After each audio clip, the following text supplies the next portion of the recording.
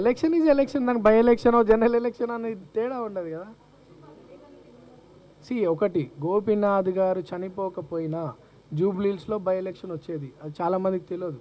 And there was a case pending and almost అది final జడ్జిమెంట్కి వచ్చే సమయంలో తన కాలం చేయడం జరిగింది. ఒకవేళ గోపీనాథ్ గారు బ్రతుకున్నా జూబ్లీహిల్స్లో బై ఎలక్షన్ వచ్చేది and case was pending at high court.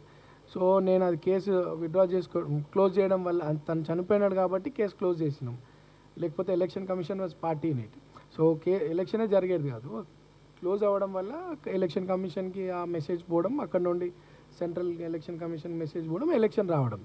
Election అనేది ఆయన కాలం చేసింది కాబట్టి వచ్చింది. ఒకవేళ చేయకపోయినా ఎలక్షన్ వచ్చేది. ఎట్టి పరిస్థితుల్లో జూబ్లీహిల్స్ ప్రాంతంలో ఒక ఎలక్షన్ అనేది జరిగింది అండ్ వి వన్.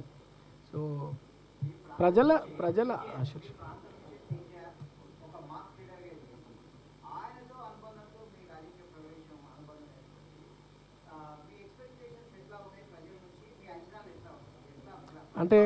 అంటే ఒకటండి, నేను కాదు, అంటే my father P Janardhan Reddy గారితో 1978 నుండి 98